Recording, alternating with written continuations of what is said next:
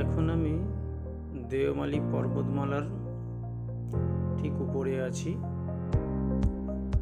Entry point থেকে ticket কেটে আমি সামনের দিকে এগিয়ে চলেছি। দেখা যাক কত দূর গাড়ি করে যাওয়া যায়। আমি আছি বোলারো গাড়িতে।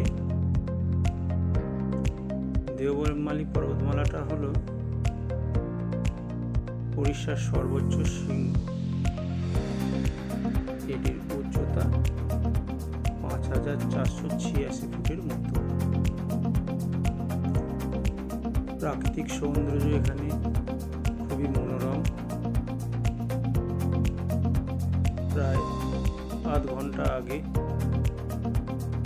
গাড়ি নিয়ে এই হিলটপে পৌঁছেছি। গাড়ি ছুটে চলেছে, দুই দিকে ঘন সবুজ আর সবুজ,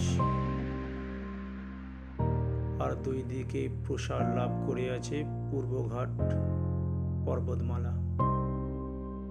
এক অপরূপ মনোরম দৃশ্য। ওই সামনে দেখা যাচ্ছে দেওমালি হোটেল। আগে ছিল না, বর্তমানে এটি নির্মিত হয়েছে।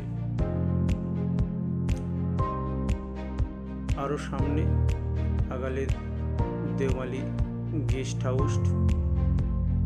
খুবই কস্টলি, কারণ জল এখানে নিচে থেকে আনতে হয়।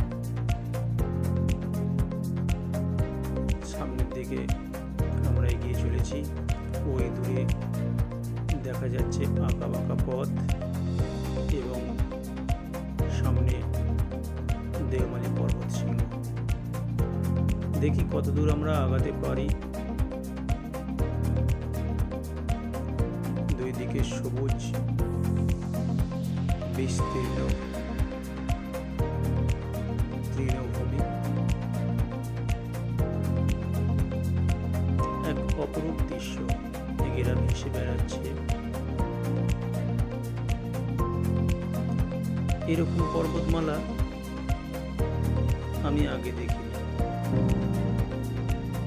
সামনে পর্যটকরা ভিড় করেছে। রাস্তা মোটামুটি খুব একটা ভালো না, গাড়ি হেলে দুলে চলেছে, তাই ছবিগুলো কাঁপা কাঁপা আসছে। ওই দূরে পূর্বঘাট পর্বতের বিভিন্ন রেঞ্জ। গাড়ি ছুটে চলেছে সামনের দিকে। আঁকা বাঁকা পথ, মেঘ ভেসে বেড়াচ্ছে পাহাড়ের কোলে। সামনে ওয়াচ টাওয়ার, মনে হয় গাড়ি ওখান পর্যন্তই যাবে।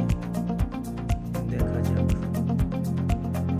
অনেক গাড়ি এখানে দাঁড়িয়ে আছে, বহু পর্যটক এখানে এসেছে।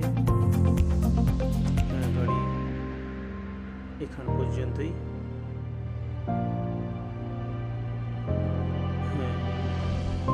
আর যাবে না মনে হয়।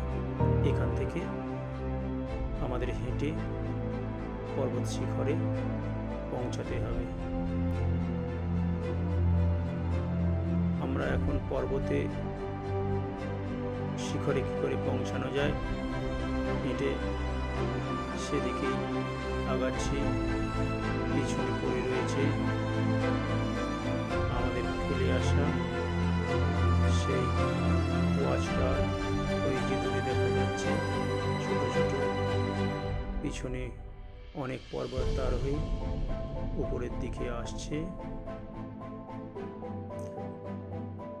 পাথরের টুকরো দিয়ে সাজানো এবড়ো খেবড়ো পথ। দেওমালি পর্বত শৃঙ্গ আর পূর্বঘাট পর্বতমালার বিভিন্ন রেঞ্জ। অবশেষে আমরা পৌঁছে গেছি দেওমালি পর্বতের শিখরে। অনেকটাই সময় লাগলো, প্রায় ঘন্টাখানেকের মতো। কি অপরূপ প্রাকৃতিক সৌন্দর্য